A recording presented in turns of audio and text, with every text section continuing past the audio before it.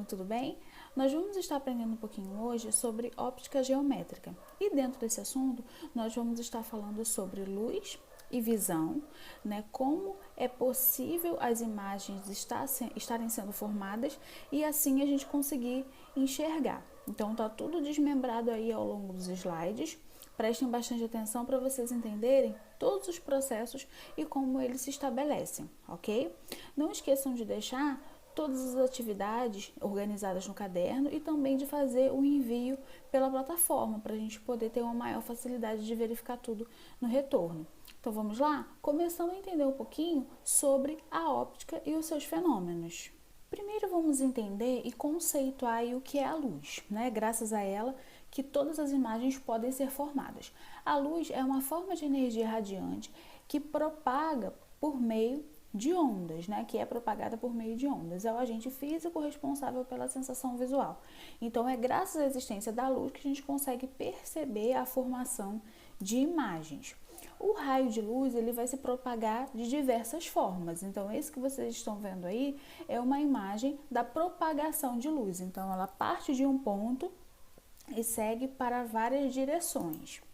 Então, essa representação do raio de luz é que é emitida sobre o objeto e eu consigo ver esse objeto. Então, aí, como vocês estão vendo, a maçã, certo? Então, o raio de luz está sendo propagado em direção à maçã e eu vejo o reflexo desse raio de luz.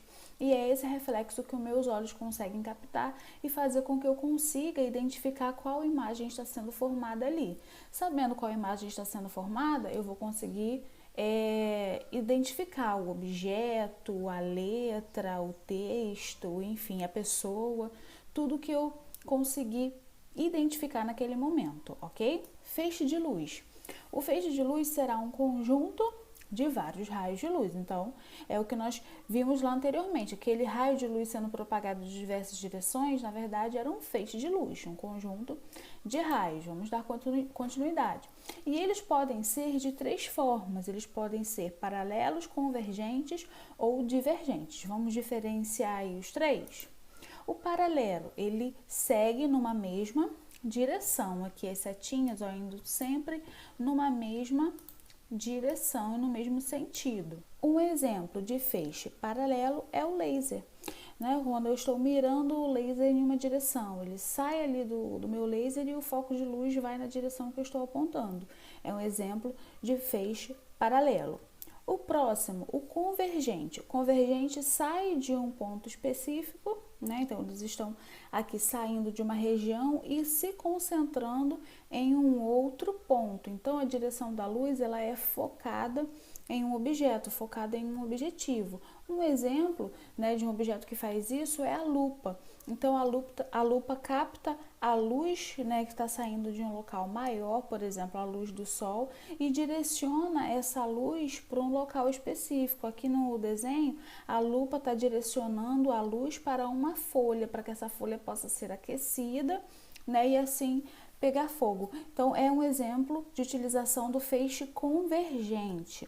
E o feixe divergente é o contrário do convergente, ele sai de um ponto específico e é direcionado para vários locais, para várias direções. Então, um exemplo do divergente é um poste, por exemplo, na rua, uma luminária que você tem aí no quarto, na sala, enfim.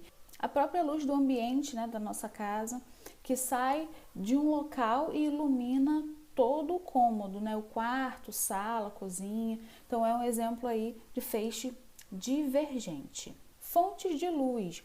As fontes de luz serão corpos que irão emitir luz. Então, eu tenho fontes de luz diferenciadas. Corpos que vão estar emitindo essa luz são diferentes. Quem são eles? Os primários e os secundários. A gente vai diferenciar cada uma delas. As fontes primárias são aquelas que têm luz própria. Também são chamadas, gente, de corpos luminosos, tá? É o nome que vocês vão ver aí na maioria das literaturas, inclusive no livro de vocês. Então, as fontes primárias são corpos luminosos, eles emitem luz próprias. E a secundária serão corpos que não têm luz própria, ou seja, eles vão receber a luz das fontes primárias, eles serão os corpos iluminados. tá? Essa a diferença principal aí entre eles. E quais são os meios de propagação dessa luz? Eu tenho 3 meios diferenciados. Esses meios podem ser transparentes, translúcidos e opacos, diferenciando aí esses 3 meios, que é muito importante para a gente conseguir compreender. Primeiro, todo meio transparente é o que permite que a luz se propague de modo regular, ou seja, a luz vai conseguir atravessar o corpo, vai atravessar o objeto e eu vou conseguir identificar perfeitamente o que está do outro lado. Então, esse é um corpo transparente, tá? A luz atravessa o objeto e eu consigo perceber o que está do outro lado. Exemplo, no meio transparente, uma pessoa segurando um copo de vidro transparente, um quadro, né, ou um plástico também vai ser transparente, tudo onde eu percebo o que está do outro lado, tá? Então vai ser um meio transparente. Como acontece? Olha, a luz ela chega ao objeto, marcando aqui para vocês, a luz chega até o objeto e atravessa. O feixe de luz atravessa, permitindo que seja possível ver o que está do outro lado. Esse é um meio transparente, então. Meio translúcido. Nesse meio, a propagação da luz ela vai ser irregular. Então, eu não vou conseguir perceber o que está nítido do outro lado do objeto. Eu vou ter uma imagem turva, né? Pouco nítida. Então, essa vai ser a definição aí do meio translúcido. Então, eu consigo ter uma noção, né, que tem alguma coisa do outro lado do objeto, mas essa visão não é completamente clara para mim. Então, esse objeto vai ser translúcido. Eu tenho aqui os exemplos que vão facilitar o entendimento. Aqui, olha. Então, eu percebo que tem uma pessoa, né, do outro lado do objeto, esse quadrado cinza, né, que pode ser um vidro, pode ser uma janela, enfim. Eu percebo que tem outra pessoa ali do outro lado, mas não é nítido para mim completamente a imagem. Então, essa é a definição do meio translúcido. E aqui, fisicamente, o que acontece, né? Parece que o que aparece para mim é uma sombra, né? Aqui nesse meio, a luz, ela consegue ultrapassar, mas ela sofre desvio. Esse desvio dá pouca nitidez ao objeto, formando assim o meio translúcido. E os meios opacos. Nesse meio eu não consigo perceber nada que está do outro lado, ou seja, a luz não consegue atravessar, ela não se propaga, tem uma dificuldade muito grande. Então, o que está do outro lado eu não consigo perceber, não tenho uma noção. A luz incide sobre o objeto e automaticamente ela é refletida. É assim que acontece com uma parede, por exemplo. Eu não sei o que tem do outro lado da parede, né? Eu posso até saber que é um cômodo, enfim, eu sei o que tem lá, mas eu não consigo ver exatamente ao mesmo tempo o que vai ter do outro lado desse objeto. Então, aqui, ó, um outro exemplo, uma parede, né? Um obstáculo, eu não consigo ver o que está do outro lado. E o que acontece fisicamente aí com a luz? Ela incide sobre a parede, incide sobre o objeto, né? Que pode ser uma madeira, um tijolo. Então, é inserido aqui sobre o pedaço de madeira, retornada ao seu sentido de origem. Ela retorna e assim a gente não consegue perceber o que está do outro lado. Então, essa é a definição do meio opaco. Vamos identificar agora quais são os meios homogêneos e isótropos, também relacionados aí a esses 3 anteriores que nós vimos, translúcidos, transparentes e opacos. Conceituando, o meio homogêneo vai ser qualquer porção dele apresentando as mesmas propriedades. Então, por exemplo, se a gente jogar um pouquinho de vinho na água, né, um refrigerante, enfim, qualquer líquido, eles irão se misturar e o vinho vai se dissolver na água. E aí nós vamos formar então uma mistura homogênea, ou seja, ela vai ter um aspecto só. A minha visão será a mesma, né? Eu tenho certeza que vocês lembram aí desse assunto. Aqui joguei o vinho, né, ou o líquido refrigerante, enfim, qualquer líquido diferente. Joguei na água e ele se misturou, virou uma coisa só. Isso é o homogêneo. O meio isotrópico é quando a luz se propaga da mesma forma no objeto, apresentando aí mesma direção e mesmo sentido. É um exemplo de quando a luz se propaga num vidro, por exemplo, em um cristal, em um objeto de superfície. ela sempre vai estar numa mesma direção. É o meio aí que nós vamos estar vendo mais ao longo aí dos slides. Então, dica aí para vocês, nos meios homogêneos, isotrópicos e transparentes, a luz sempre vai se propagar em linha reta. É o que nós chamamos de propagação retilínea.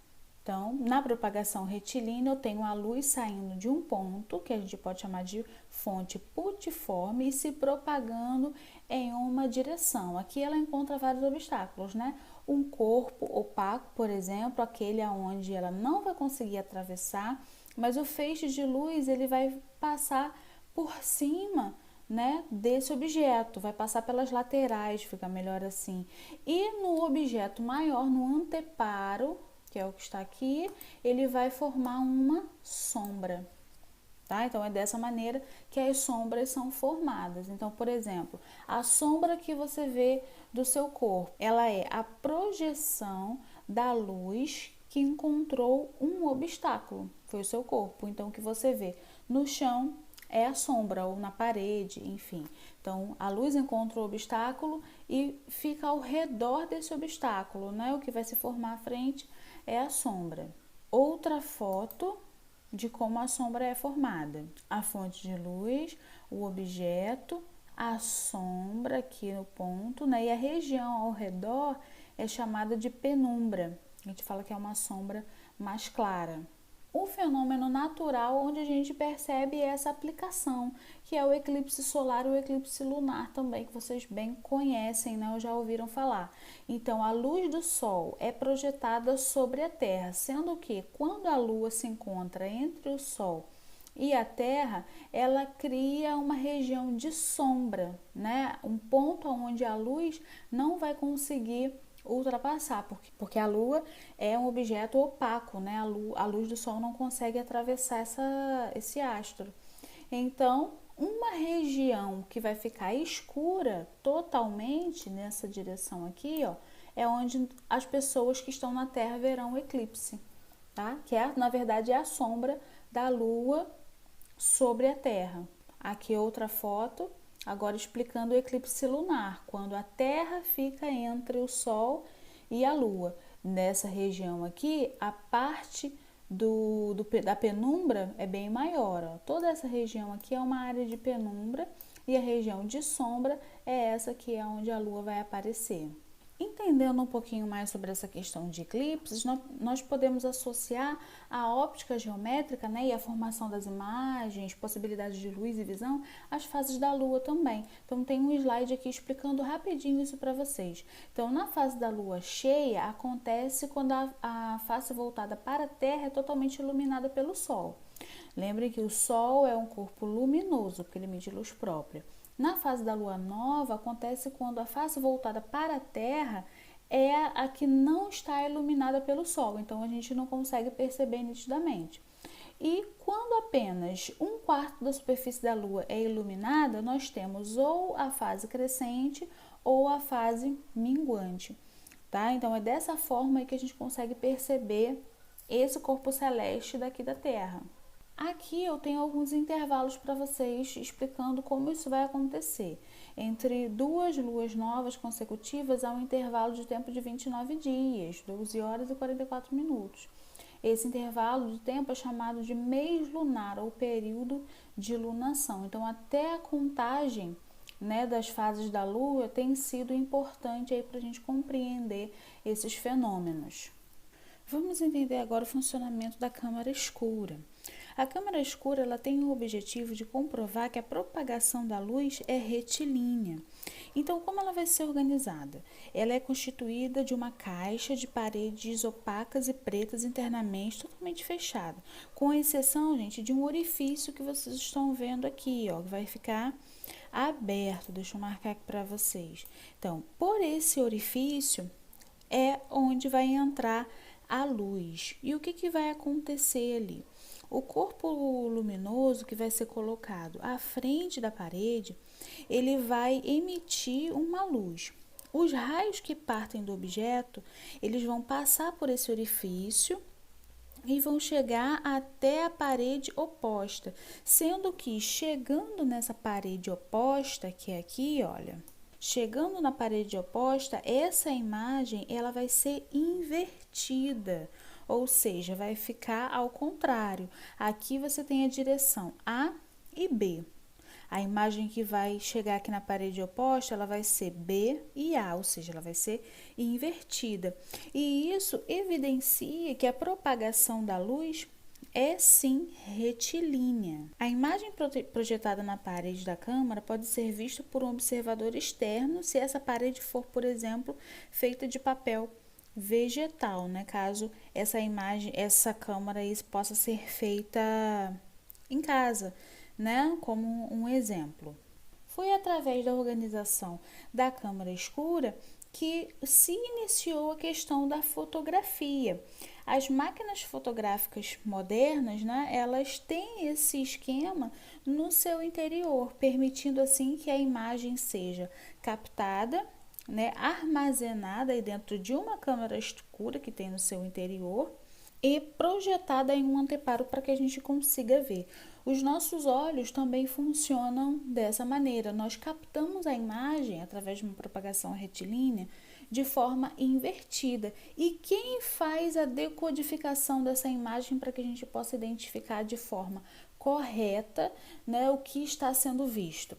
O cérebro, ele rapidamente identifica e acerta a imagem. Então, esse foi um exemplo, né, uma experiência criada para comprovar que a propagação da luz, ela é sim retilínea. Aqui, ó, tem outra foto para vocês entenderem melhor como acontece esse esquema. Então, aqui eu tenho a câmara escura, né? O nosso olho funciona como uma câmara escura. A luz se propaga daqui, ó, o objeto, então a luz incide sobre o objeto e ela é captada por esse ponto. A imagem que se forma lá dentro da câmara escura é uma imagem invertida. Então, essa aí é a definição da câmara.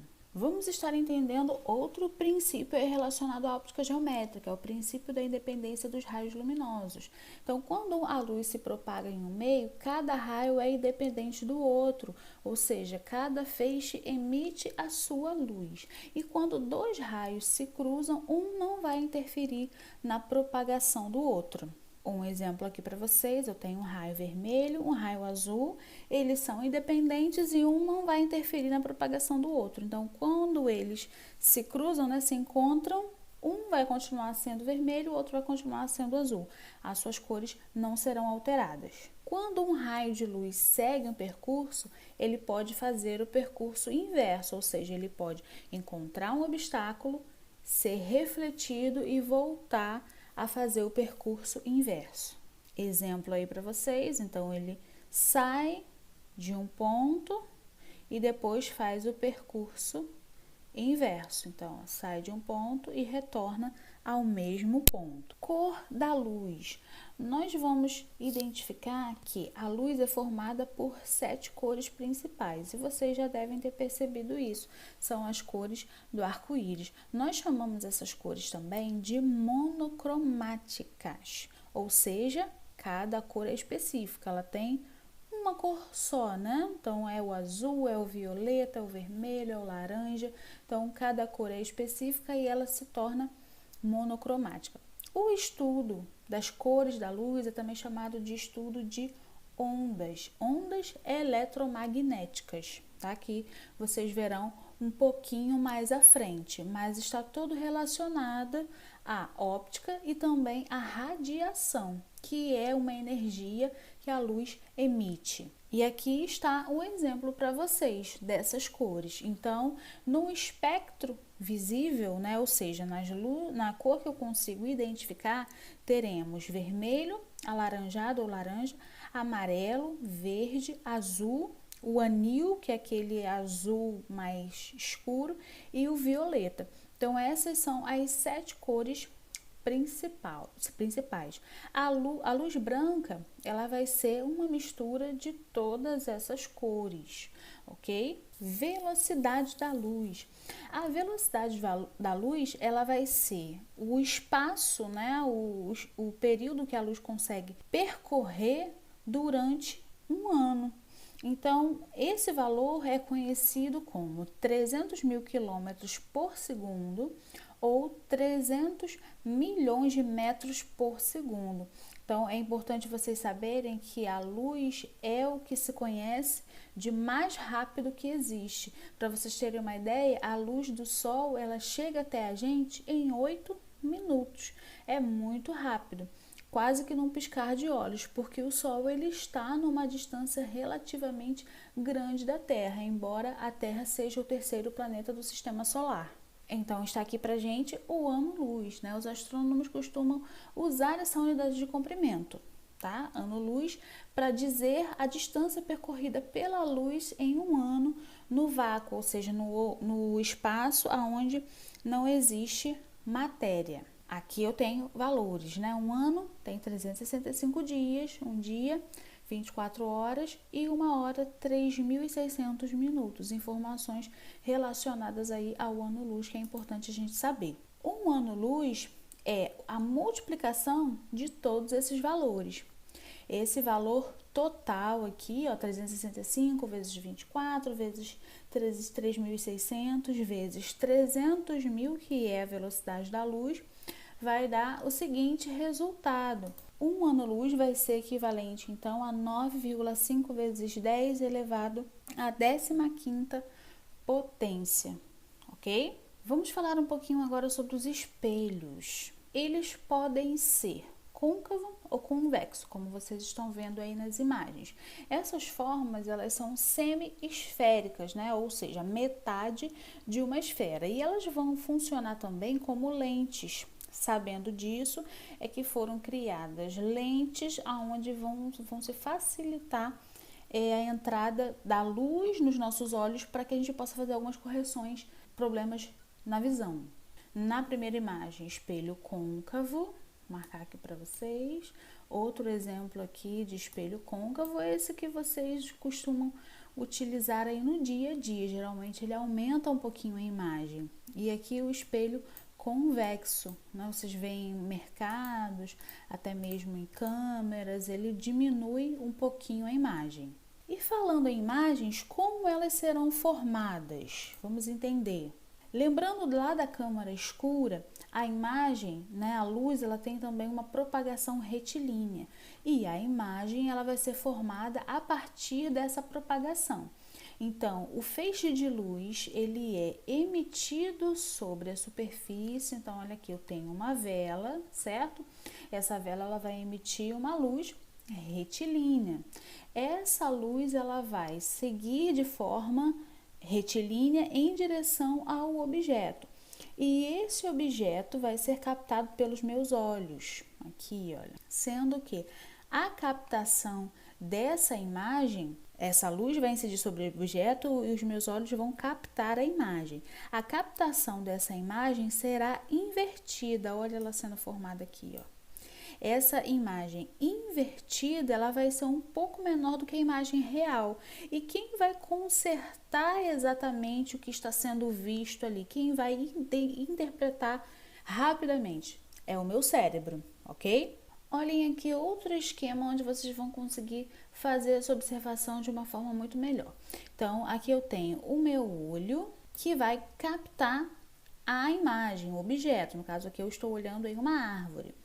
Essa luz que vai se propagar de forma retilínea vai incidir sobre o objeto e o meu olho vai captar a forma desse objeto. Automaticamente, a imagem que será formada na minha retina é uma imagem invertida. Olha aqui, deixa eu marcar para vocês. Captei a imagem, só que de forma invertida e um pouco menor. Quem vai consertar essa imagem para eu conseguir identificar o objeto? É o cérebro, através do nervo óptico. Então, é dessa maneira que as imagens são formadas aí no meu olho. E, para vocês entenderem melhor, funciona exatamente no mesmo esquema da câmara escura, aquela que nós vimos lá no início do vídeo. Então, a luz ela vai entrar aqui por esse foco principal, esse pontinho, que funciona como se fosse o meu cristalino, né, do olho. E essa imagem formada também será uma imagem invertida e quem vai acertar essa visão, no caso aqui da máquina fotográfica ou do telefone celular, os dispositivos que irão consertar as imagens. E quem vai consertar essa imagem são os dispositivos eletrônicos configurados para fazer o acerto, né, dessa imagem, deixando ela aí na posição correta. Lentes esféricas, como elas vão ser usadas e quais aplicações elas terão aí no nosso dia a dia? Então, primeiro, utilidades. Correção de problemas de visão, são os óculos, né? E a segunda utilidade é auxiliar a observar objetos pequenos ou também ampliar imagens. Também é possível fazer aí através das lentes. Então, eu tenho meu primeiro tipo de lente, a convergente. O que ela vai fazer? Pegar toda a luz e deixar ela sendo direcionada para um ponto. Então, ela vai pegar toda a luz e direcionar para o mesmo ponto, como vocês estão vendo aqui nesse exemplo, tá? Então, toda a luz é captada do meio, a lente vai direcionar ela para o mesmo ponto, ou seja, ela vai fazer um foco. Então, a lente convergente, ela vai melhorar a imagem nesse sentido. Próximo tipo de lente, a lente divergente, ela já vai fazer o contrário. Ela vai pegar essa imagem, esse foco de luz e vai ampliar, vai espalhar ele para diversos sentidos. Isso vai ampliar a visão. As duas lentes, né, elas são utilizadas para corrigir defeitos na visão. Então, aí eu tenho todo o interior do olho e defeitos que podem acontecer na visão. Que defeitos são esses? Então, primeiro, eu tenho a miopia. Ela permite, né, que o olho seja um pouquinho alongado, né? O globo ocular ele vai ser um pouco alongado, a imagem vai ser achatadinha e sendo formada antes da retina. E isso vai fazer com que os objetos que estejam longe a gente não consiga ver. Então, vai formar aí como se fosse uma visão turva, né? De turva embaçada, a imagem não vai ser nítida. Esse é um dos primeiros problemas, a miopia. Então, aqui, ó, um olho normal, uma visão normal, e aqui é a visão de uma pessoa míope. Como fazer essa correção? Usar uma lente divergente, que vai pegar toda a luz do ambiente e direcionar para aquele objeto, onde eu vou conseguir ter uma maior ampliação da imagem e ver o que está acontecendo na minha frente de uma forma melhor. Segundo tipo, a hipermetropia, que é o achatamento horizontal do globo ocular. Então, a lateral do olho ela vai ficar um pouquinho mais achatada, também é uma condição genética. E as imagens vão se formar atrás da retina, ou seja, a pessoa vai ter dificuldade de ver os objetos que estão bem perto. Então, ela precisa afastar bastante o objeto para conseguir enxergá-lo. Como corrigir a hipermetropia? Com a lente convergente. Lembrem que a lente convergente é aquela que deixa um foco, né, no objeto e permite a melhor imagem dele. Chegamos assim ao final dessa parte de óptica, vendo um pouquinho aí sobre a característica da luz, como a nossa visão funciona e como as imagens podem ser formadas. Vocês vão estar vendo agora as páginas dos exercícios relacionados a esse assunto que devem ser feitas e enviadas pela plataforma como anexo. Espero que vocês tenham entendido. Qualquer dúvida, deixem na plataforma, né, para que a gente possa estar solucionando o mais rápido possível. Até as nossas próximas aulas, gente. Tchau, tchau!